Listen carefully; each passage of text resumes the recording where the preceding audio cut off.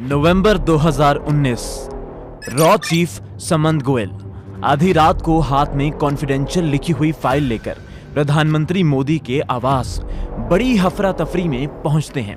करीब 15 मिनट इंतजार करने के बाद समंत गोयल पीएम मोदी से मिल पाते हैं और समंत गोयल को देखते ही पीएम मोदी कहते हैं, गोयल साहब, ऐसा क्या काम पड़ा जो आपको इतनी रात को आना पड़ा? समंत गोयल, सर, हमने हाफिज सईद को ढूंढ लिया है। दोस्तों, हाफिज सईद वही इंसान है जिसने 26/11 अटैक को प्लान किया था और इस अटैक ने हमारे बेकसूर 160 भारतीयों की जान ली थी।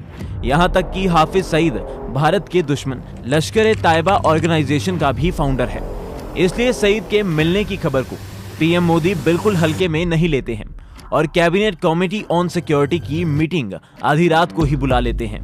मीटिंग शुरू होते ही समंत गोयल हाफिज सईद की फोटोज और वॉइस सैंपल सबके सामने रखते हैं और समझना शुरू करते हैं कि अब यूएन में गुहार लगाने या फिर अमेरिका से पाकिस्तान पे प्रेशर बनाने का समय जा चुका है।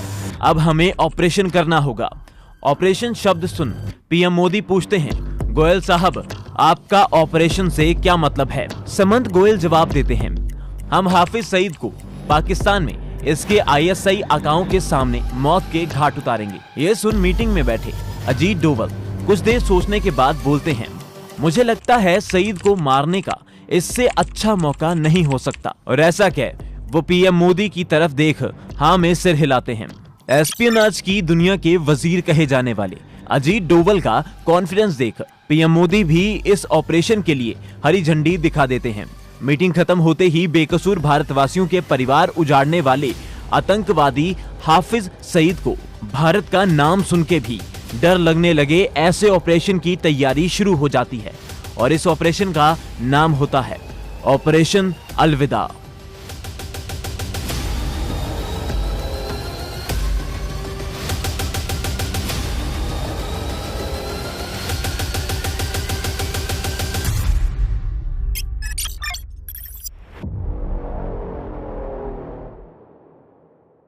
अभी तक रॉ को हाफिज सईद की सिर्फ लोकेशन कंफर्म हुई है, जो हाथी की पूंछ को पकड़ने जैसा है, क्योंकि लोकेशन मिलने के बाद सईद को मारना बिल्कुल नरक में घुसकर शैतान को मारने जितना मुश्किल है। ऐसा इसलिए क्योंकि सईद लाहौर के सबसे पॉश जोहर टाउन में अपनी ही अलग दुनिया बसा के रहता है। जिस एरिया में सईद रहता है उसमें घुसने का सिर्फ एक रास्ता है और वहां पाकिस्तान पुलिस दिन रात पहरा देती है। इसलिए सईद के घर के पास जाने का तो कोई सवाल ही नहीं पैदा होता। यहाँ तक कि सईद जब घर से निकलता है तो एक मंत्री की तरह पूरे कॉन्वॉय के साथ चलता है। आखिर आईएसआई का सबसे खास आदमी जो है। इन्हीं सारी चीजों को देखते हुए रॉ को सबसे पहले सईद के घर के पास एक बेस चाहिए और रॉ की ये खोज दुबई जाके रुकती है। दिसंबर 2019, दुबई। नावेद नाम का एक पाकिस्तानी आदमी पिछले 6 महीने से दुबई की जेल में एक छोटी सी चोरी के कारण बंद पड़ा है, लेकिन बाहर निकलने की उम्मीद छोड़ चुके नावेद की जिंदगी में एक अजीब सा मोड़ आता है। एक दिन अचानक नावेद की कोई वासे नाम का आदमी बेल करवा देता है। जेल से बाहर निकल नावेद इस आदमी से मिलता है और मिलते ही नावेद का पहला सवाल होता है, आप कौन हो और मेरी मदद क्यों की? वासे जवाब देता है, मैंने कोई मदद नहीं की, मैंने आपको बाहर निकलवाया ताकि आप मेरी एक मदद कर सकें। पाकिस्तान और दुबई में मेरा बहुत बड़ा कारोबार है, लेकिन ये सब अकेले संभालने में मुझे बड़ी समस्या आती है, इसलिए मुझे आप जैसे ईमानदार पार्टनर की जरूरत है। दुबई में नावेद वैसे भी ज्यादा तरक्की नहीं कर पाया था और पाकिस्तान में अपने परिवार के पास रहकर पैसे कमाने का ये ऑफर नावेद को सोचने पर मजबूर कर देता है। नावेद के मन में बहुत से सवाल उठते हैं, लेकिन सभी को दबाते हुए नावेद खड़ा होता है और अपने नए दोस्त वासे भाई से हाथ मिला लेता है। कुछ महीनों बाद नावेद वासे के दिए हुए पूरे 50 लाख पाकिस्तानी रुपयों के साथ पाकिस्तान लौट जाता है। पाकिस्तान पहुंचने के एक हफ्ते बाद नावेद को वासे का फोन आता है और वासे कहता है, नावेद भाईजान, उम्मीद है सब खैरियत होगा, बिजनेस काफी मंदा हो रखा है, आप एक काम कीजिए, सेंट्रल लाहौर में बढ़िया सा घर किराए पर लीजिए और काम को संभालना शुरू कीजिए। कुछ दिन ढूंढने के बाद नावेद लाहौर के जोहर टाउन में हाउस नंबर 120 किराए पर ले लेता है और जैसे ही नावेद ये हाउस किराए पर लेता है, रॉ और हाफिज सईद के बीच की दूरी अब केवल 100 कदम की रह जाती है। दरअसल वासे और कोई नहीं बल्कि हमारी रॉ का एक अंडरकवर एजेंट था और हाफिज सईद को मारने के लिए रॉ को जो बेस चाहिए था वो आज नावेद के किराए के घर के रूप में मिल गया था। अब वासे का कारोबार संभालने के बहाने से रॉ के एसेट्स लगातार नावेद के घर रुकने आने लगे। नावेद जो वासे के कारण जेल से निकल अब एक अमीरों वाली जिंदगी जी रहा है, उसे अपने घर आ रहे इन मेहमानों से कोई समस्या नहीं है क्योंकि वो वासे के एम्प्लॉय बन के जो रह रहे हैं। दोस्तों, करीब 6 महीने के अंदर रॉ के एसेट्स ने सईद की हर छोटी जानकारी पता लगा ली। इन्हें पता है सईद के घर दूध देने कौन आता है, लाइट खराब होती है तो इलेक्ट्रीशियन कौन है, अखबार कौन फेंकता है। साफ शब्दों में कहें तो सईद की पूरी जिंदगी इन्होंने अपने कागजों में कैद कर ली है। ये इन्फॉर्मेशन दिल्ली में रॉ हेडक्वार्टर्स तक भी पहुंच जाती है और भारत के सबसे बड़े दुश्मन की पूरी जन्म कुंडली देख सुमंत गोयल भी अपनी खुशी संभाल नहीं पाते हैं। यहाँ रॉ अब सईद को मारने के बहुत करीब पहुंचती जा रही है, लेकिन इन सब के बीच रॉ की आंख के सामने कुछ ऐसा घटता है जिसे वो नोटिस नहीं कर पाते हैं और ये चीज कैसे आगे चलकर इस पूरे ऑपरेशन के गले की हड्डी बनेगा, शायद ही रॉ ने ऐसा सोचा होगा। दोस्तों, नावेद हफ्ते में एक बार अपने परिवार से मिलने जरूर जाता है और इसमें कुछ गलत ना देखते हुए रॉ एजेंट्स भी इस छोटी सी बात को नजरअंदाज कर सही समझते हैं। अब सर्विलियंस पूरी हो चुकी है, अब है एक्शन टाइम। इसलिए एक दिन अचानक नावेद को वासे का फोन आता है और वासे कहता है, नावेद तुम्हें अगले हफ्ते दुबई आना होगा, मुझे तुमसे जरूरी बात करनी है। एक हफ्ते बाद जब नावेद और वासे एक रेस्टोरेंट में मिलते हैं तो वहां बातों बातों में वासे कहता है, नावेद तुम्हें नहीं लगता पाकिस्तान जो आतंकवादियों को पनाह देता है वो गलत है? नावेद जवाब देता है, भाईजान हमें क्या, वो तो हिंदुस्तानियों को मारते हैं, हमें थोड़ी। ऐसा कह नावेद हंसने लगता है, लेकिन तभी वासे कहता है, नावेद मैं एक यहूदी के लिए काम करता हूं और इस यहूदी ने 26/11 अटैक में अपने पूरे परिवार को खो दिया था, इसलिए वो तुम्हारे पड़ोसी हाफिज सईद को मारना चाहता है। अपने वासे भाई को एक यहूदी के लिए काम करते सुन नावेद के मुंह का निवाला वहीं का वहीं अटक जाता है और वो कुछ भी कहता उससे पहले वासे फिर एक बार बोलता है, वजह तुम खुद ढूंढो, लेकिन सईद को मारने में तुम मेरी मदद करोगे।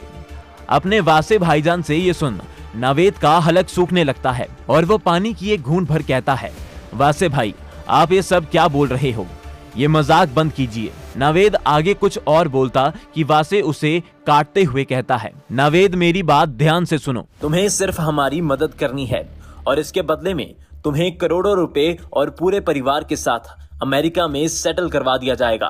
नावेद अब बुरी तरह घबरा जाता है, लेकिन वो किसी भी कीमत पे ये ऑफर अपने हाथ से भी नहीं जाने देना चाहता था।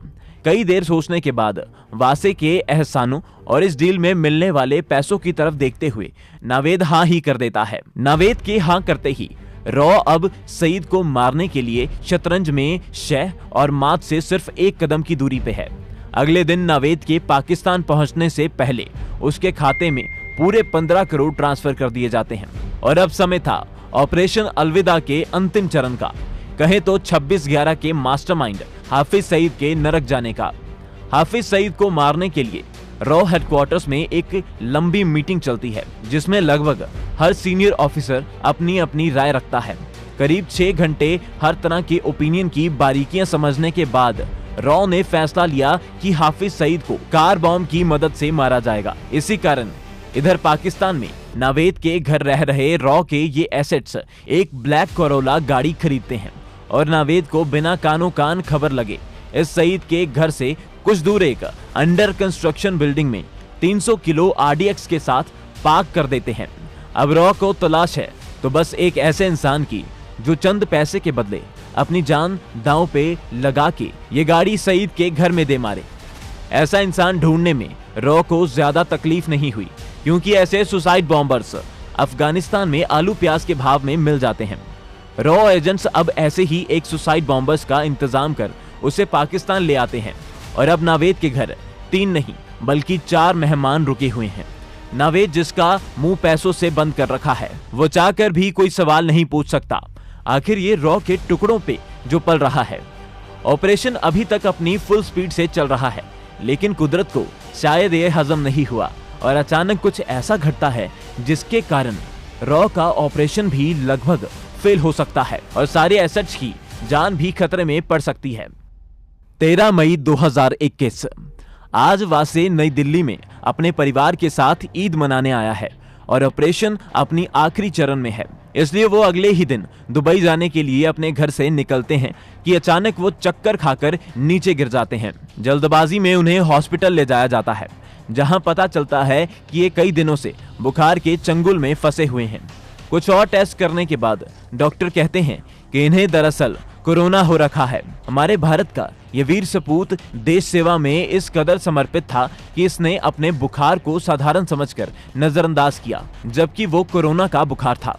करीब 2 दिन आईसीयू में एडमिट रहने के बाद रॉ का ये दिलदार एजेंट इस दुनिया से हमेशा हमेशा के लिए अलविदा कह देता है। ये खबर सुन रॉ हेडक्वार्टर्स में मानो भूचाल आ जाता है। एक तरफ रॉ को अपने इतने काबिल अफसर को खोने का गम है, दूसरी तरफ पाकिस्तान में कुछ ऐसा घटता है जो रॉ के इस पूरे ऑपरेशन पे सवाल उठाने पर मजबूर कर देता है। दरअसल नावेद, जो हफ्तों में एक बार अपने परिवार से मिलने जाया करता था, वो आज फिर अपने परिवार से मिलने के लिए लाहौर से निकलता है, लेकिन उसकी गाड़ी उसके परिवार के घर नहीं बल्कि एक हाई रैंकिंग आईएसआई ऑफिसर के घर पे रुकती है। असलियत में नावेद कभी ईमानदार था ही नहीं। वो शुरू से ही वासे पर शक करता था और उसका शक उस दिन यकीन में बदल गया जब वासे ने उसे हाफिज सईद को मारने वाली बात कही। नावेद ने उसी दिन ठान लिया था कि पैसे लूंगा और आईएसआई को सब बता के और पाकिस्तान में आईएसआई की प्रोटेक्शन में रहूंगा। और जब उसको काफी दिनों से वासे का फोन नहीं आया, उसको ये सबसे बढ़िया मौका लगा और उसने आईएसआई के सामने सब कुछ बक दिया। अब ये खबर लीक होते ही आईएसआई अपने पूरे तामझाम के साथ नावेद के घर पे रेड मारती है और आईएसआई को उम्मीद थी कि वो नावेद के घर में रह रहे रॉ के एसेट्स को रंगे हाथ पकड़ लेंगे, लेकिन रॉ भी इस खेल की पुरानी खिलाड़ी है। रॉ के एसेट्स भी नावेद के कई दिनों से घर न आने को भांप जाते हैं और तुरंत आईएसआई के आने से पहले उस अफगानी लड़के को लेकर रफू चक्कर हो जाते हैं। इधर आईएसआई को तो रॉ चकमा दे देती है, लेकिन अब सवाल ये है कि ऑपरेशन आगे बढ़ाया जाए या नहीं, क्योंकि इस समय तक आईएसआई ने हाफिज सईद को भी रॉ का ये प्लान बता दिया था और उसके घर की सिक्योरिटी भी डबल कर दी गई है। जहां पहले सिर्फ सईद के मेन गेट पे पुलिस पहरा देती थी, अब उन्होंने एक बैरिकेड सईद के घर से 10 मीटर दूरी पे लगा दिया है। ऑपरेशन अलविदा के लगभग फेल होने से समंत गोयल आज एक बार फिर पीएम मोदी से मिलने आते हैं और बताते हैं कि कैसे ऑपरेशन अपने आखिरी चरण में एक अनएक्सपेक्टेड मोड़ ले चुका है। कुछ देर सोचने के बाद पीएम मोदी आज फिर कहते हैं, गोयल साहब, आपने यहाँ तक पहुँचने के लिए बहुत मेहनत की है और मैं खुद नहीं चाहता कि हाफिज सईद भारत को इतना दर्द देने के बाद भी चैन की नींद सो पाए। आप ऑपरेशन को हर हालत में पूरा कीजिए। ऐसी मुश्किल सिचुएशन में भी पीएम मोदी का ये दबंग रूप देखकर समंत गोयल में भी जोश भर जाता है और वो डिसाइड करते हैं कि हमला अभी भी किया जाएगा। वैसे भी वो गाड़ी आज भी उसी बिल्डिंग में खड़ी है, क्योंकि वासे ने नावेद को कभी ये नहीं बताया था कि आखिर सईद को मारा कैसे जाएगा। जून 2021 लाहौर, सुबह 11 बजे। रॉ एसेट्स की मदद से उस अफगानी युवक को आईएसआई की नजर से बचा के उसी अंडर कंस्ट्रक्शन बिल्डिंग में ले जाया जाता है जहां बॉम्ब वाली गाड़ी खड़ी है। इस युवक को एक बार फिर सारा प्लान ब्रीफ किया जाता है और कुछ ही देर बाद एक काले रंग की 300 किलो आरडीएक्स से भरी कोरोला गाड़ी जौहर टाउन की इन सड़कों पे 70 किलोमीटर प्रति घंटा की रफ्तार से दौड़ती दिखाई देती है। करीब 500 मीटर चलने के बाद गाड़ी के सामने उसका लक्ष्य दिखाई देने लगता है, जो और कुछ नहीं, भारत को खून के आंसू रुलाने वाले हाफिज सईद का घर है। सईद के घर से पहले चेक पोस्ट पे खड़े पुलिस वाले अपनी तरफ तेजी से आती इस गाड़ी को देख रहे हैं और इसे रुकने के इशारे करने लगते हैं, लेकिन इन्हें कुछ समझ आता उससे पहले ही ये गाड़ी इस बैरिकेड से टकरा जाती है और एक जोर से धमाका होता है, जिससे सईद के घर की एंट्रेंस के चीथड़े उड़ जाते हैं। भारत में आए दिन मासूमों की जान लेने वाले इस आतंकवादी के घर आज जब धमाका होता है तो मानो इसकी रूह कांप जाती है और जिहाद के नाम पे लोगों की जान लेने वाला हाफिज सईद एक चूहे की तरह अपने सोफे के नीचे छुप जाता है। दोस्तों, भले ही सईद बच गया और ऑपरेशन अलविदा कामयाब नहीं हो पाया। लेकिन सईद को समझ आ गया कि रॉ से अब वो नहीं बच सकता है और उसके जहन्नुम जाने के दिन अब ज्यादा दूर नहीं है। इसलिए अटैक होने के बाद से लेकर आज तक सईद अपने घर से बाहर निकलने की हिम्मत नहीं जुटा पाया था। साथ ही आज जब रॉ ने पाकिस्तान के सबसे खतरनाक आतंकवादी के घर पे दस्तक दी तो पाकिस्तान के छोटे से लेकर बड़े आतंकवादी सबको ये संदेश मिल गया कि ये नया भारत है जो घर में भी घुसता है और आतंकवादी को चुन चुन के मौत के घाट उतारने का भी काम रखता है। तो दोस्तों, कुछ इस प्रकार रॉ हाफिज सईद को जहन्नुम पहुंचाने से जरा सी चूक जाती है। लेकिन दोस्तों, आप कमेंट्स में बताओ कि सईद कितने दिन रॉ से छिप पाएगा। अगर आपको वो ऑपरेशन देखना है जो रॉ ने इंग्लैंड में छुपे बैठे आईएसआई के सबसे लाडले गुर्गे को इंग्लैंड से बाहर निकालकर पाकिस्तान में मौत के घाट उतारा था, तो ये लेफ्ट वाली वीडियो पे क्लिक करके देख सकते हैं। बाकी अगर आपको ये वीडियो पसंद आई तो वर्ल्ड अफेयर्स चैनल को सब्सक्राइब और वीडियो को लाइक करना बिल्कुल भी मत भूलिएगा। जय हिंद।